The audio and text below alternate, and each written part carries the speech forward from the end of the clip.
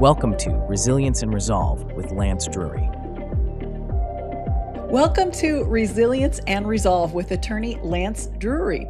For more than 30 years, Lance has helped individuals and small business owners regain control when IRS problems feel overwhelming. I'm Lisa Mosby, and today we're talking about IRS cases that seem to go nowhere for months or even years and then suddenly start moving again. Understanding why cases stall and what typically restarts them can help people avoid unnecessary delays and surprises. Welcome, Lance. Thanks for being with me today. Good to see you again, Lisa. It's always a pleasure. Thank you.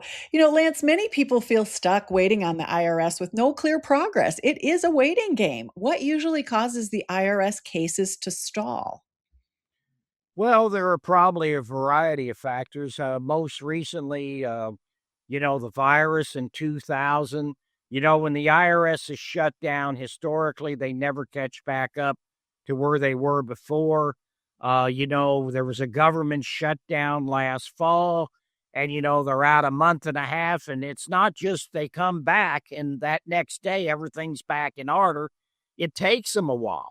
Now, January was great, but November and December was very slow in my office because the IRS really wasn't up to snuff at that point.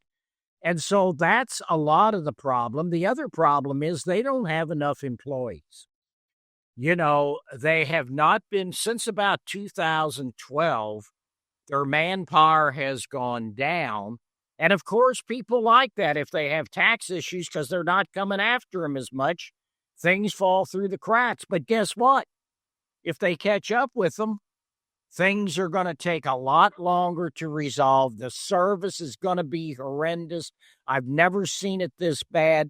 You get people that don't know what they're talking about because they're not properly trained. But that's what happens when you don't fund them properly. So everything is taking much longer than it has historically, because we have to clean up the IRS mistakes. And when you call the automated collection system, which is where most of the cases are, you get people who don't know what they're talking about. Now, a layperson wouldn't know that if they called them up. But we do, because we spend $50 to $100 or more a year just keeping up on this stuff. And, we know when somebody doesn't know what they're talking about. So when that happens, we just tell them, we got somebody sitting out in the lobby waiting for us, hang up, and we call back until we get somebody that knows what's going on. But yeah, it's a huge problem. And so they're a bureaucracy. There's 26 million delinquent taxpayers. There's going to be 32 million by 2032. And guess what? They don't have enough people. They can't catch up with everybody. There's just not enough personnel. So yes, things are going to take forever. And now the other problem is, this has been true of revenue officers forever. You got to hurry up, get everything in, or they're going to levy you. Once you get it to them, they sit on it for 3 or 4 months because they don't work overtime. They're government employees. Heaven forbid they work any overtime to try to catch up. And so stuff there, and now you do an audit recon. That takes over a year, sometimes 2 years from beginning to end, an audit reconsideration. Or the other thing is you file an amended tax return. That can take 2 years or longer for it to be processed. So it's just horrendous to deal with the IRS. And of course, there's a lot of frustrated taxpayers. We talked to one yesterday. We got them, we had them. Now they're back again because now they've encountered additional tax liability, but they are so fed up with trying to deal with the IRS on their own. And it's almost impossible if you're a layperson. And here's the other thing, Lisa. We have special software. Most of the time we can get through in 3 minutes. But if you called up, or if it was 15 years ago and I called them up, we'd be waiting on the line for an hour or two, which is what people have to do now. And so people hire me just because they're tired of waiting on the phone for 4, 6, 8 hours. Let's talk about how we are more responsible taxpayers. One, if we can't get through, reaching out to an attorney who can, but also how do incomplete filings or missing information contribute to cases sitting idle? How do we stop this from happening where we get into this cul-de-sac and we're in the waiting game? Well, you got to make sure one thing is people think they can do their returns on their own. It's going to save them a little money. Well, most of the time, it ends up costing them more money. And if they're missing information, they're going to get a letter from the IRS. And guess what? It's not going to be tomorrow. It's going to be 6 months from now. It's going to be 9 months from now. Could be a year from now. And it's going to say, we can't process your return because you've got missing information on it.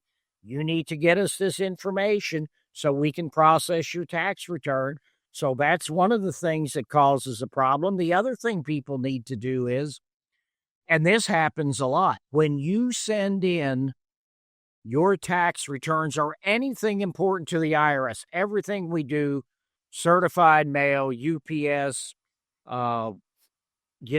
whatever, we send it in and we pay a pretty price for that. But the problem is, people will send in their tax returns. They don't send it in by certified mail. And guess what? The IRS loses it because they're a bureaucracy. And you know who's going to win that argument if you don't have the proof, and they don't know this for years later because it's not showing up when they hire us, and we'll say, because they'll tell me, oh, we got them all filed. We'll go in. Oh, no, there's a couple years that aren't unfiled. Or guess what? The only thing as screwed up as the IRS right now is the Postal Service. So the Postal Service loses stuff. So you've got to track this stuff, because if you don't have the proof that the IRS accepted it, you're never going to win that argument. And guess what? All those penalties and interest accrue for all that time because they never got the tax return. And I hate to say this, I've said it before, but when they came back from COVID, they had 5 million tax returns sitting outside their offices that hadn't been processed.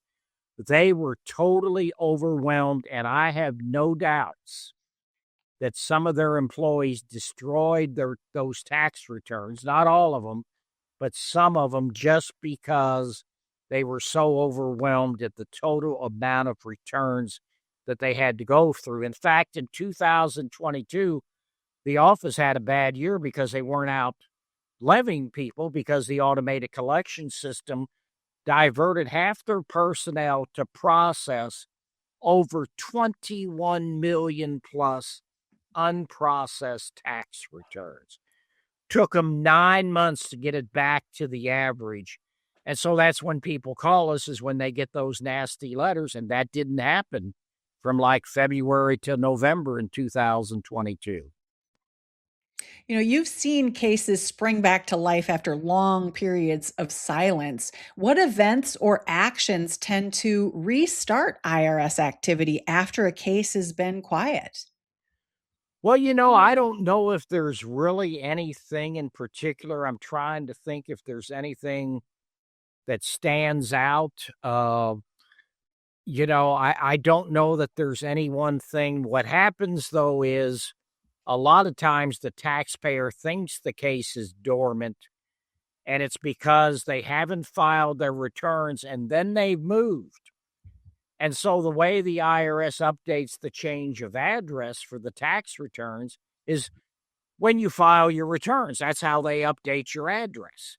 But if you're not filing the returns, all they have on record is your old address, and all they're required by law to do is to send the notices to the last known address so taxpayers can get all these nasty letters, but they're not giving them, even though the IRS is sending them out, because they're going to their old residence. So that's one of the things why things can appear to be dormant for years, but they're really not. But the other thing is, again, they're a bureaucracy. Things fall through the cracks.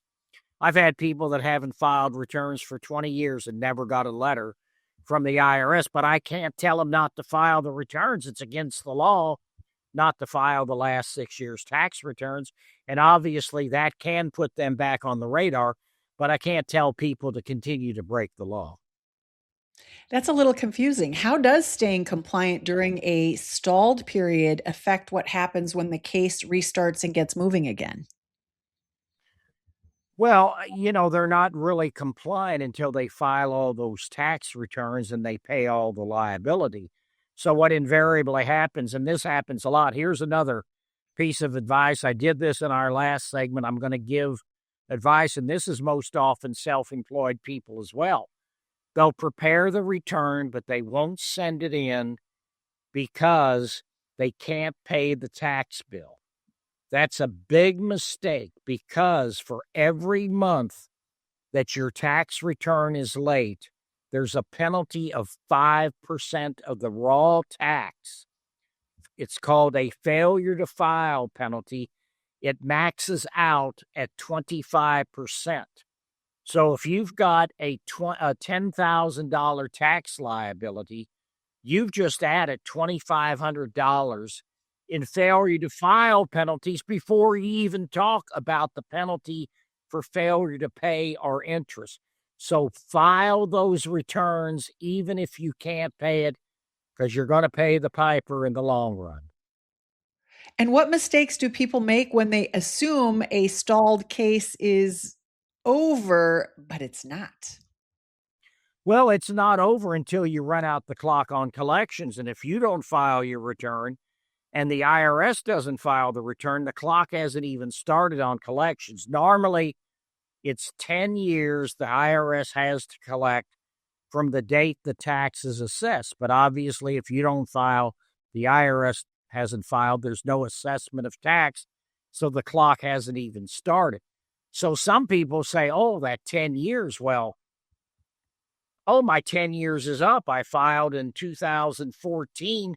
That should have expired in 15 because the tax was due in April of 15. So 10 years would be April of 25. Well, guess what? There's so many things that can stop the running of the statute on collections that we have to calculate for each year what the last date is that the IRS has to collect.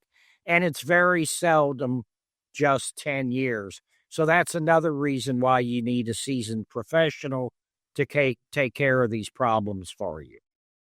So, what kind of proactive follow up can we do to change the trajectory of a stalled IRS case? Well, you have to get a hold of the IRS and talk to them, but it depends. You don't always want to do that. If you have old tax returns that have been filed and you got hundreds of thousands of dollars of liability, you don't want to call them up. Hire a tax professional. He can calculate when the last date is.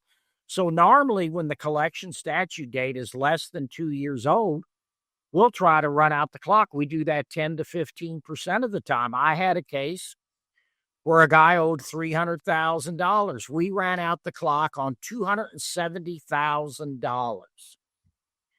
He said I was the fifth attorney he had gone to. I charged more than the others, but the other four did nothing for him.